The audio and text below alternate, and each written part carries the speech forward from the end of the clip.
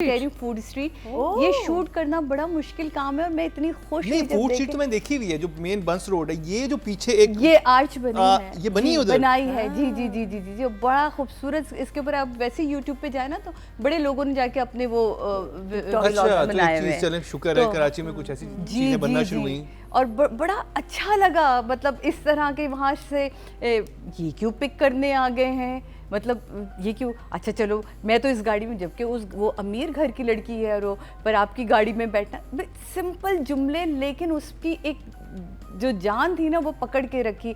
फिर वो जो शादी के बाद वाला सीन जिसमें वो कहता है भाई तुम लोग तो निकलो ना, तस्वीरें खींचने वाला, वो यहाँ से तो सर दुल्हन ही नहीं आएगी। अच्छा, फिर वो वापस आ जाता है कि लाइट पीछे उसको अच्छा, वो तंग इतना कर रही नेचुरल था, मुझे लगा था इम्प्रोवाइज हुआ हुआ है। हाँ, है ना, बहुत it was- natural हाँ, था वो था कि बस ये कोई डायलॉग नहीं लिखे हुए, एक्चुअली वो तस्वीर यहाँ से खींचने नहीं, इधर आ जाएंगे, ये मेरा कैमरा आई एम कैसे। सोलो तस्वीरें हो जाती है। फिर दूल्हा की एंट्री, वो बड़ा मजे का, भाई निकलो ना, बहुत हो गया तुम लोग जाओ, और क्योंकि उनकी तो भाई लव मैरिज है तो उसमें वो नहीं चाह रहा अभी। तो सीनों का बिल्डअप बहुत अच्छा, राइटर और डायरेक्टर का कॉम्बिनेशन बहुत अच्छा नज़र आ रहा है। ऐसा नहीं है कि राइटर ने कहीं बैठ के लिख दिया है, डायरेक्टर बेचारे को कहीं फर्रे मिल गए और अब वो उस पर काम कर रहे हैं। इसमें लग रहा है कि डायरेक्टर ने बाकायदा ये स्क्रिप्ट पढ़ा है और इसके ऊपर राइटर से डिस्कशन भी की है। तो सारे कैरेक्टर जो बड़े मज़े के इसके अंदर जो है ना बने में। लास्ट टाइम भी मैंने कहा था फैसल रहमान जो है वो एक आपके लिए एक फ्रेश फेस, एकदम से इतने सालों बाद आपको एक बेहतरीन आर्टिस्ट नज़र आए और मेरी प्रोडक्शन ठीक रही। पिछले शो में मैं क्या सादे इमाम नजूमी बन चुकी हैं। मैंने कहा था ये इक्का बचा के रखा हुआ है। है। बेटा नहीं है वो, फाइनली फिर दोस्त का बेटा निकला, उनके दोस्त का बेटा निकला। तो आई एम सो हैप्पी कि मैं इस ड्रामे में इतनी इन्वॉल्व हो चुकी हूँ कि मैं कुछ समझ रही इसको। सो मेरे लिए तो ये जनाब पहले भी मुस्कुराहट का बाइस था और अब भी हम वो कह रहे थे। तो शुक्र खुदा का कि ये एक मज़े का, मुझे बड़े अच्छे लगे जब वो बाप के पास आता है और वो एल्बम खोल के बैठा हुआ होता है सीन, और वो कहता है आप इस्मा आंटी से शादी कर लें। वो सीन भी बहुत अच्छा था, जो बाप बेटे का था, वो सीन बहुत अच्छा था। और उसका जो इसको डायरेक्शन में आगे चल के बात करेंगे कि क्या खूबसूरती से राइटर से लिख देता है लेकिन डायरेक्टर शूट करता है किस तरह वो उसका उठना, बाप का चले जाना, ये सारे जुमले क्योंकि मरीना जी कह चुकी तो मेरा रिपीट करना बार बार बनता नहीं कि कितने मज़े से वो अपने बेटे से गुफ्तगू करके, और वो जो शीशे पे जाके नॉक करता है ना उसामा, मज़ा आया था देख के। आगे एक आर्टिस्ट के ना पता चलता है कि वो है और डायरेक्टर भी नज़र आ रहा है। यहाँ हम जब लड़कियों वाले सीन में आते हैं, क्योंकि होता है शादी का कोई इवेंट ख़त्म होता है तो सब थके हुए चाय पी रहे हैं और कपड़े भी कोई ऐसे वो नहीं, सब हल्के फुल्के से चेंज हुए, लाइटें वैसी सजी सजाई सी, और दोनों चाय पी रहे हैं, वो ऐसे मज़े से घुटने ऐसे पाँव पर रखे और वो बातें चली। बड़ी ही कोई खूबसूरत गुफ्तगू, सेंसिटिव बात जो हम नहीं जर्नली करते। वो पूछ लेती कैसा चाहिए, कहती और तुम पहली होगी जिसको पता होगा जब मुझे कोई ऐसा मिल जाएगा, you are the first one जिसे मैं बताऊँगी। तो कहती है ओके आई एम हैप्पी। फिर वो सीन जहाँ से निकल के दुल्हन को छोड़ के, वो सारे मैं बोल चुकी, दुल्हन को छोड़ के जब ये कराची की फूड स्ट्रीट पर आते हैं, मुझे बड़ा अच्छा लगा कि डायरेक्टर निकला ना, बाहर निकला, इस हवाले से भी निकला कि वो कनाडा से आई कज़न है, तो हम भी कोशिश करते हैं ना जो बाहर से आते हैं उनको थोड़ा बहुत घुमाएं, थोड़ा फिर आए। तो कहते हैं ना यहाँ की चाय बहुत अच्छी, कहाँ है वो वाली चाय दिखाए, तो कहती मैं मम्मा को कॉल करके बता दूँ कि हम लेट हो रहे हैं। ये जो थिंकिंग थी, मुझे ऐसा लगा कि आपने इसलिए उनको बाहर निकाला, वरना तो ये DHA की किसी भी जगह पे हो सकता था। बहुत अच्छा शूट हुआ, स्टोरी की बिल्डअप बहुत अच्छा है। हर जगह ड्रामा किसी न किसी एपिसोड्स में आके ज़रूर रुकता है क्योंकि आपने आगे चल के एपिसोड्स खोलने होते हैं। तो मुझे पता है ये स्लो क्यों हुआ, मुझे ऐसा लग रहा है कि यहाँ आपने अपना बेहतरीन पंच खोला जहाँ वो था कि बुरहान इनका बेटा नहीं है। एक वो दूसरा जो सीढ़ियों बोलती है कि तुम्हारे खिलाफ मुकदमा, वो तो दो केस खुलने वाला वाला। उसके बाद जो बात करती है, कहती है कि और तुम्हें मेरी ज़रूरत पड़ेगी कि मैं तुम्हारी वकील हूँ। ये बड़ा इंटरेस्टिंग होगा कि एज लॉयर आपको अगर पता हो कि ये इंसानी मुल्जिम है स्टिल, क्योंकि वो तो फिर प्रोफेशनलिज्म आया था ना उनका, कि फिर भी वो केस लेते हैं कि ठीक है हम केस लड़ेंगे। और ये बुरहान ने भी कहा था ना कि इससे हमें फर्क नहीं पड़ना चाहिए, हमने एक केस लड़ना है। ये चीज़ देखना चाहता हूँ, ये तो बड़ी इंटरेस्टिंग चीज़ बनेगी। तो एपिसोड वाज गुड, आप अच्छा लिख रही हैं, आपकी बुनत अच्छी है, आपकी और डायरेक्टर की जो कॉम्बिनेशन है वो बड़ा कमाल है। So nice. वाले को कि वो आपको ना नंबर दे, अंदर से उसके निकल रहा है, क्योंकि ये कितना सिंबॉलिकली उसने शूट किया जो भी लास्ट सीन में एग्जैक्टली इसी पे आ रही थी और उन्होंने वही चीज note. I stole your thunder. नहीं मैं बिल्कुल, क्योंकि ये मुझे इतना कोई अंदर से ना, मैं इस तरह के शॉट्स बहुत बनाती थी, मुझे बहुत पसंद आता था। इसकी पूरी ग्राफ बनता है, मैं पूरी एक एक चीज़ लिखती थी कि ये मैंने यहाँ किया, इसका मैंने एंगल ये रखा था, इतने हाइट पे कैमरा रखा था, तो ये चीज़ें यकीनन होमवर्क के बगैर नहीं होती। और मैंने इसको 3 दफ़ा रिवाइंड करके देखा। अभी भी जब मैं आ रही थी शो के लिए, आपको पता है मैं यही जो आप कहते ना, आप मुझे लगा इंटरव्यू थी तो आप कर्जे जान ही देख रही थी।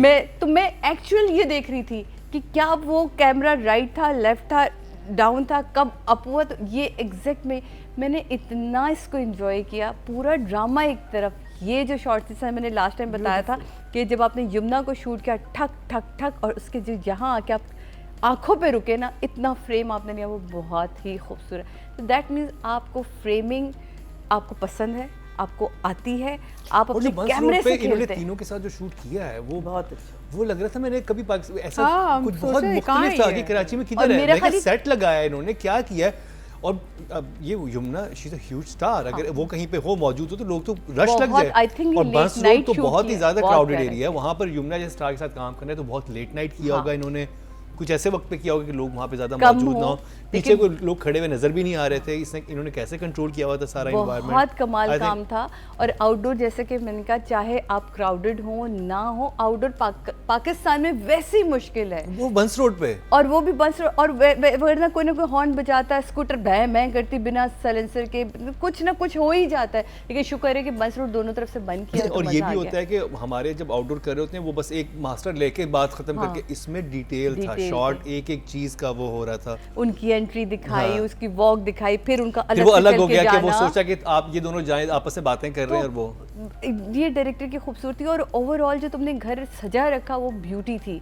क्योंकि एक घर में काम करना सबसे मुश्किल काम होता है कि आपको, मेरे को इस सेट में आपने 10 लोगों को शूट करना है, 10 लोगों के मुख्तलिफ डायलॉग्स हैं जो आपने, तो ये एक ब्यूटी होती है कि आप कब कब किसको कहाँ लेके जा रहे हैं। आपने एक को वहाँ शूट किया, एक को कमरे से निकाला, एक को छत पे लेके गए, पंखे की शॉट लगाए वहाँ, मतलब ये डिफ़िकल्ट काम है। एक घर के अंदर पूरी शादी उसने निपटा दी ना, आप ये सोचें, और मज़ा आया हमें। और आपको याद है चांद वाला सीन भी था जिसमें वो फैसल चांद को देखता है, चांद को देख रहा था, बातें करते वहाँ से बिस्मा देख रही है। ये टच बहुत ज़बरदस्त है। नंबर्स तो भाई मैं 9 दूंगी, क्योंकि 10 किसी और।